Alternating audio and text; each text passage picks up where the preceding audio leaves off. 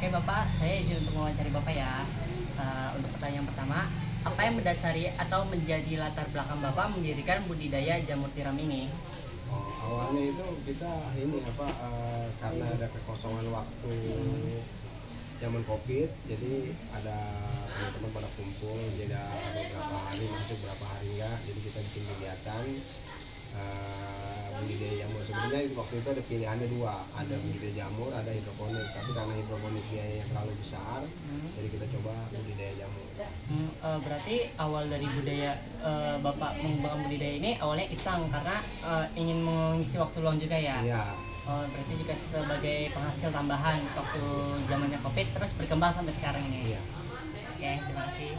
Lalu untuk pertanyaan yang kedua, sejak tahun berapa Bapak mendirikan usaha ini? Tadi kan Bapak bilang di zaman COVID. Nah, spesifik tahunnya atau bulannya itu boleh dikasih tahu Pak? Sekitar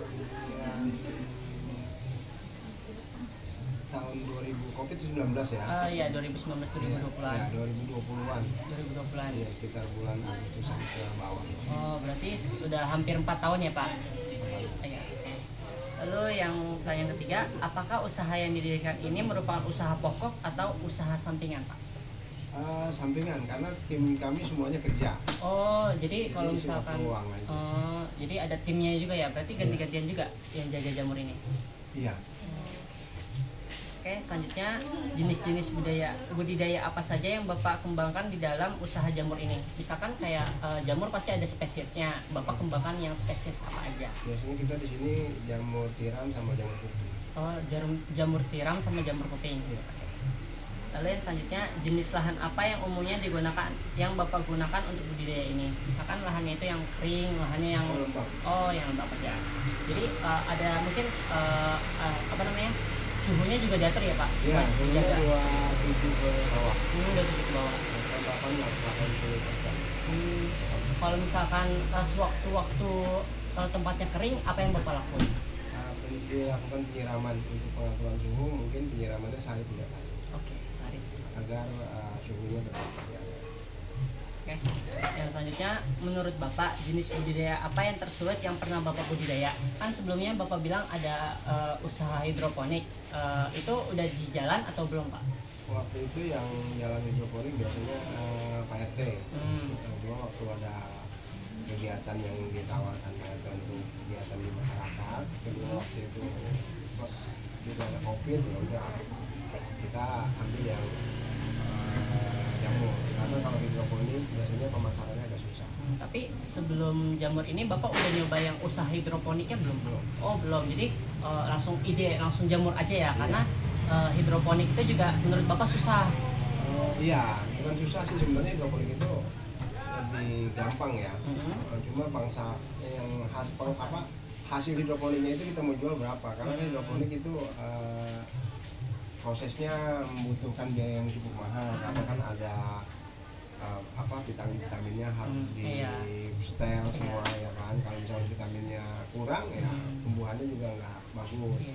Dan terus kita mau jual ke masyarakat pun, di masyarakat juga ada yang namanya selada atau selada yang ditanam. Nah itu kalau kita jual harganya kan nggak mungkin. Nah hidroponik sama harga yang ini itu agak susah kita jualnya. Oh iya, soalnya kan dilihat juga usaha jamur ini yang budidaya sedikit ya Pak. Jadi Iya. Bapak melihat peluang yang gede buat budidaya jamur ini. Iya, karena budidaya jamur itu di Jakarta itu hampir jarang. Iya, kebetulan juga pas di Maps adanya ikan, terus sama yang hidroponik. Iya. Jadi pas banget nih kita nemu yang jamur, wah ini yang beda gitu dari yang Ikan lain. kalau hidroponik di Jakarta Bapak mau cari di sini di mana aja ada. Ah. Di Kamal banyak. Dulu juga ada di Kapuk Hmm. waktu saya webinar. Tapi nggak tahu sekarang masih ada atau enggak.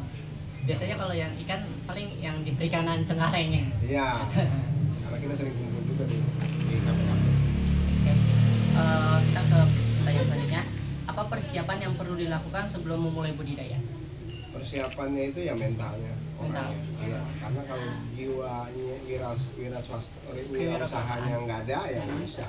Karena jamur itu tingkat kesabarannya memang sangat diperlukan, terus harus menjiwai juga, dan harus dari hatinya yang ingin berbudidaya jamur. Kalau tidak, biasanya cuma setahun 2 tahun selesai.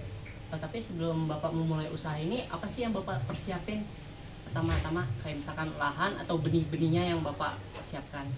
Oh, waktu pertama kita persiapannya itu pertama tuh tempatnya. itu tuh yang kecil. Ya, tempatnya dulu itu kita coba dulu beli berapa waktu itu, sekitar 100 kalau nggak salah, terus kita tambah lagi 300, tambah lagi jadi 500, tambah lagi jadi 1000.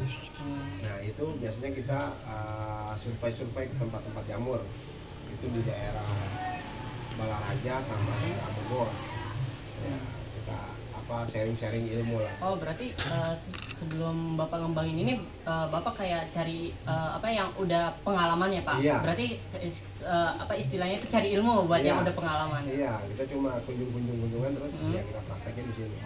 Soalnya kalau misalkan kita mau training itu sekitar 2 minggu. 2 minggu itu ada di Sukabumi, dan biayanya itu dulu sekitar 2,5 juta per orang. Mungkin kalau sekarang ya mungkin ya bisa sekitar 5 jutaan lah.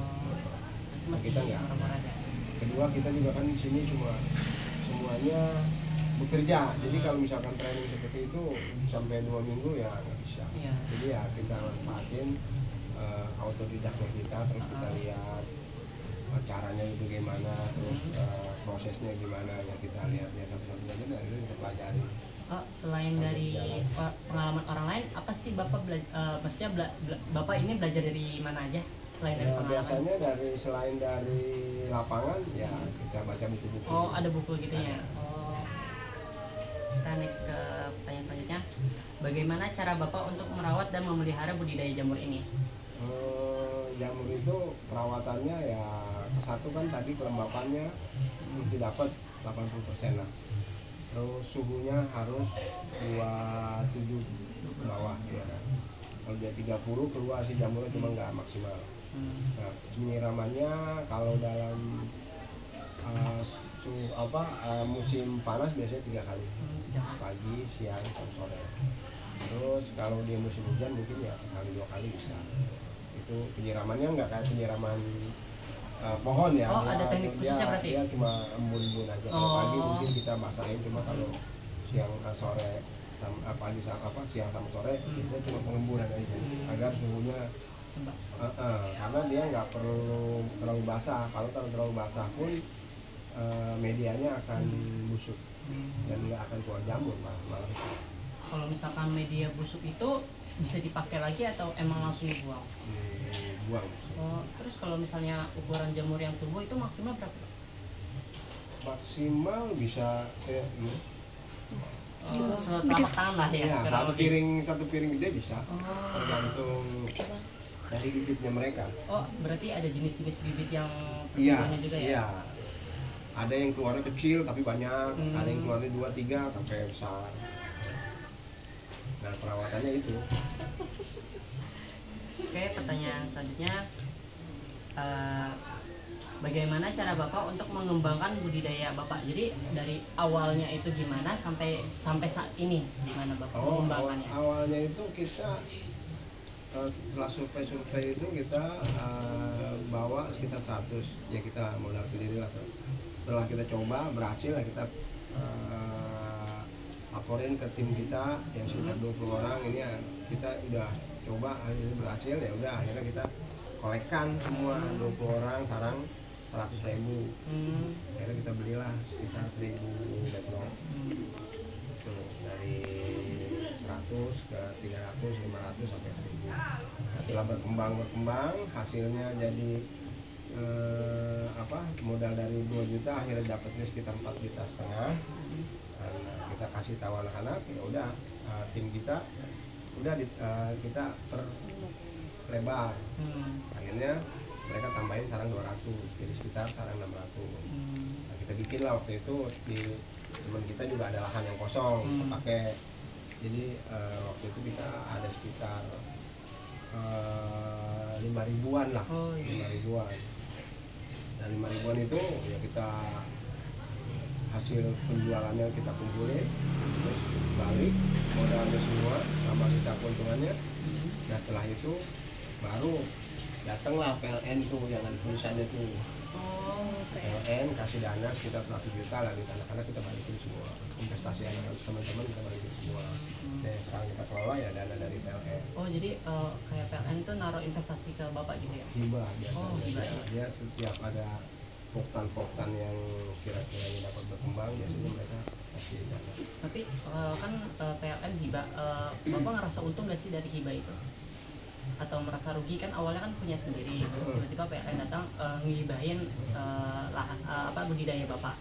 Bapak itu merasa untung atau yang gimana? Untung juga. Jadi, karena kan kita cuma kelola dananya aja. Enggak, kita nggak mesti balikin dana. Jadi cuma ngelola aja ya? Iya, terus kita bertanggung jawabin perkembangannya bagaimana, kita laporin setiap bulan. Jadi dikelola, abis itu tinggal dilaporin aja ya? Iya, kita kasih laporan bahwa kegiatan itu tidak sampai mana, terus berjalan terus atau enggak, bermanfaat untuk masyarakat atau enggak gitu. Terus kalau buat pemasarannya itu bapak yang masarin atau dari pihak PLN-nya? Dari kita. Oh dari bapak juga. Kita lanjut ke pertanyaan selanjutnya. Nah ini mencakup pertanyaan saya sebelumnya. Di mana saja bapak menjual hasil dari budidaya jamur ini dan berapa harga jualnya? Dulu kita banyak sih, waktu masih 5.000 kita ada ke Hisana Percikan, pernah lihat Hisana Percikan? Nah itu dulu kita kirim ke mereka. Terus ke Resto Loka Padang, itu adanya di daerah Sudirman. Ya, terus Resto Pamulang, terus Resto Kalagu, saya lupa. Itu yang Resto Diana itu deh. Pokoknya daerah-daerah Cengkareng itu banyak. Itu sekitar ada 5 kalau nggak salah di sana. Itu bapak jual per gram berapa ribu? Kita ada yang per kilo, ada yang gram. Kalau yang per kilo itu sekitar 20 sampai 25. 20 sampai 25. Iya. Kalau yang gramnya? Gramnya 200 gram itu 6.000. 200 gram 6.000. Yang selanjutnya, pertanyaan selanjutnya, apa harapan bapak untuk usaha budidaya jarum ini ke depannya, jamur ini ke depannya? Ya. Usahanya sih kita planningnya itu kalau bisa di seluruh Jakarta itu ada. Tapi sekarang udah mulai ada yang dari Jelambar untuk yang sekitar sana itu udah mulai, karena mungkin dia baru sekitar 4 bulan yang lalu, dan mereka sekarang dia sama kayak kita mulainya itu sekitar, dia mulai 100 deadlock, sekarang itu dia sekitar panennya itu sekitar 500 sampai 800 gram sehari, dan dia sudah report ke kelurahan timnya, dan dia mungkin nanti akan datang kemari untuk belajar.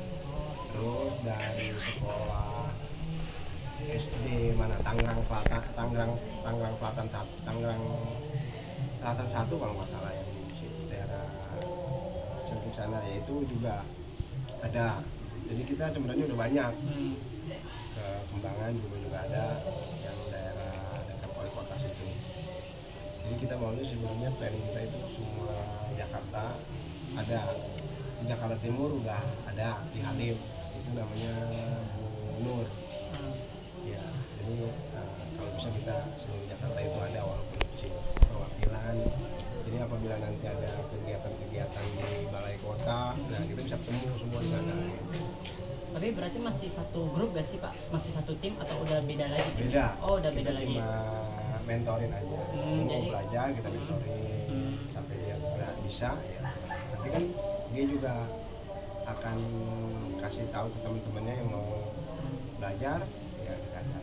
Jadi sharing pengalaman juga ya? Iya, jadi nanti ya secara tidak langsung akan melebar. Sebenarnya di Jakarta banyak, cuma yang di map belum ada. Iya, di map cuman kayak bapak tuh yang menonjol jarum. Iya, di Jakarta Timur ada, di Kembangan ada, di Tangerang Selatan ada, dari sini semua, di Jelambar ada baru.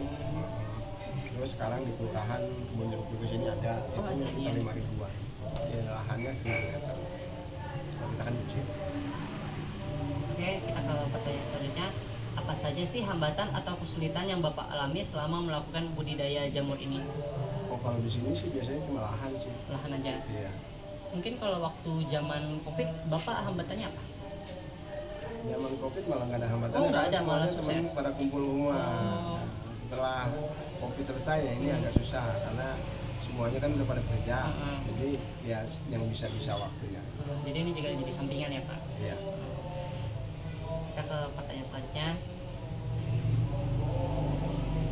Selain membudidaya jamur tiram, apakah Bapak ingin membuka usaha lain yang berhubungan dengan jamur? Misalkan kan? Oh udah.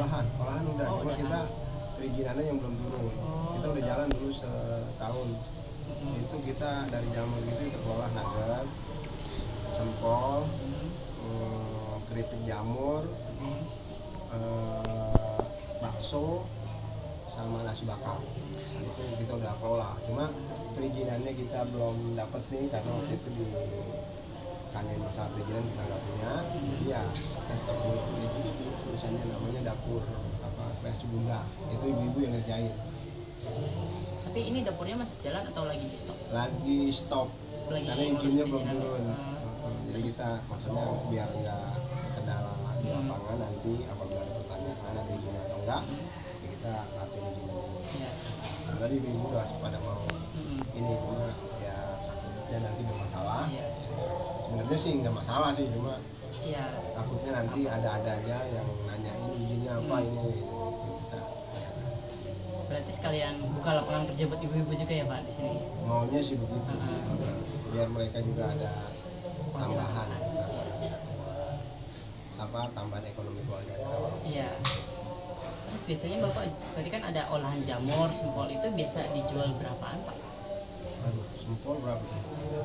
Kasarnya aja. Sempol 12. Itu per berapa tuh? 10 ya? Ya, sempol 10. Kalau nugget Berapa gram? 10. 10 biji gitu ya? Iya, kasar. Kalau sempol digoreng panjang atau- gitu. digoreng Kalau atau- nugget 15 kalau Digoreng atau digoreng atau Itu olahannya itu masih belum matang atau udah bisa tinggal Frozen, makan? frozen. Oh, frozen food. Kita ke pertanyaan selanjutnya. Produk apa yang Bapak dan tim Bapak keluarkan? Maksudnya gini Pak, tadi kan Bapak udah kayak mengeluarkan produk yang namanya kayak nugget, terus sempol, terus kayak jamur-jamur itu Bapak kayak ada namanya nggak sih Pak buat mengeluarkan ke pabrik ini? Kayak nama brandnya? Iya, brandnya itu kreasi bunda. Oh, kreasi bunda. Iya, nah cuma produknya ada sempol, jamur, ada sempol, nugget, bakso, ada nasi bakar, ada keripik jamur. Jadi nama kayak istilahnya brandnya itu kreasi bunda. Iya, nah produknya banyak. Terus sebenarnya ini balik lagi ke pertanyaan sebelumnya, jamur ini didistribusikan kemana aja dan daerahnya mana aja? Itu udah sampai luar Pulau Jawa belum sih Pak? Atau masih Belum. wilayah kota? Masih wilayah Jakarta. Masih Jakarta. Berarti belum yang kayak luas kayak Bandung gitu-gitu, Belum. Tangerang belum ya? Karena kan kalau daerah sana juga ada budayanya. Oh, udah Kita mau ambil pasar-pasar di Jakarta. Ngambil yang ada aja di Jakarta. Iya, maksudnya di sih. Jakarta. Karena kan kalau misalkan jamur itu misalkan yang dari luar Jakarta kemarin kan udah nggak segar. Nah kalau kita kan pas habis kita panen langsung kita pasarin. Jadi yang kita tonjolinnya itu jamur kita fresh, habis ini langsung dikasih dikirim. Gitu. Kalau yang dari sana kan mungkin dia panen hari ini, nanti sore malam dikirim, besok pagi baru sampai pasar. Berarti udah sekitar Seharian. 2 hari ya. Iya. Sehari di sana, 2 harinya udah di Jakarta. Tapi Bapak ada niatan gak sih buat distribusi di luar kota gitu Pak? Niatannya aja. Oh niatannya? Iya. Niatannya sih belum ada. Belum Mungkin ada. nanti kalau misalkan semuanya udah pada nggak pensiun kerja ya mungkin kalau kita ada lahan, ada tempat, ya mungkin bisa ke sana nantinya. Yang penting sebelum pensiun kita siapin dulu kegiatan apa yang akan kita terapkan nanti pada saat di masa pensiun. Jadi dari sekarang kita udah siap-siapin. Jadi biar kita tahu pasar-pasarnya kemana, terus hasilnya kalau segini sekian akan kita ke pasarin kemana. Jadi nanti pada saat pensiun udah lebih mulai. Iya. Ini persiapan sebenarnya sih, luar biasa. di samping kegiatan itu terus kita juga persiapan buat masa-masa pensiun. Misalkan mereka sudah belajar dan sudah bisa ya mereka menerapkan di tempat lainnya sih. Kita ke pertanyaan selanjutnya, berapa lama masa panen jamur yang dibudidayakan dan berapa lama ketahanan jamur setelah dipanen? Kalau di budidaya panen jamur itu paling cepat 3 bulan. Oh, 3 bulan. Tiap hari panen selama 3 bulan. Kalau udah mulai panen. Tapi kalau paling lama itu 6 bulan. Oh, jadi gimana Pak? Kurang paham. Kalau udah mulai panen itu dia dari itu paling cepat 3 bulan. Paling cepatnya 3 bulan. Tapi tiap hari panen. Oh, gitu. Tiap hari panen. Paling lama 6 bulan.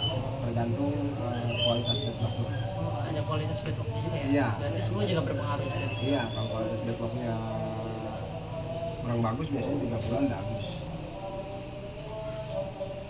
Oke, selanjutnya tadi kan Bapak bilang ada tim yang budidaya. Nah, itu terdiri dari berapa orang? Terus sama daerahnya itu mana aja? Kalau tim kita di sini 20 orang, yang bapaknya, yang ibu-ibunya 20. 20 juga. Terus buat daerahnya orang-orang sini atau emang dari Orang sini semua. Oh, orang sini semua.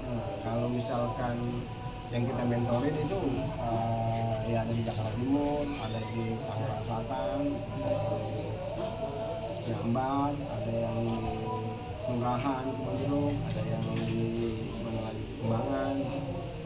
Terus ada nama timnya gak sih? Apa Masing-masing punya sendiri. Oh, punya sendiri. Di Jakarta Timur kalau nggak salah Mawar apa gitu. Karena dia kan di PKK. Kalau yang di Kelurahan namanya Bonjer 53. Kalau yang di Kembangan Natar. Kalau Bapak sendiri? Katar. Kalau ini kan Oktan. Oktan tim 10. Oh, tim 10. Oktan. Terus habis itu pertanyaan selanjutnya, bagaimana cara Bapak nanam jamurnya dan perlu media apa sih dalam penanaman itu dan apa yang harus pertama kali dilakukan sebelum menanam jamurnya? Wah itu panjang. Singkat aja. Yang itu panjang itu kalau kita terangin di pelatihan itu bisa panjang ya. panjang. Kalau poin-poinnya aja Pak biar kita tahu. Kalau itu berarti nanti aku kirim itunya aja pelatihan yang kemarin ini tidak gitu tahu ya? filenya Oh, iya, yang baik. bikin yang singkat-singkatnya aja karena itu panjang ceritanya karena dari proses pembibitan terus masa inkubasi terus itu panjang karena proses pembibitan itu juga medianya itu kan ada serbuk gergaji, ada katul, ada kapur pertanian, ada air. Nah ini diaduk tuh setelah diaduk dikompos selama paling cepat 1 hari paling lama diaduk.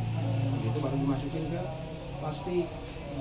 Masukin plastik setelah dicampur udah rata itu kan baru masukin plastik nanti disetim 12 jam suhu 120 derajat biar bakteri-bakteri yang di dalam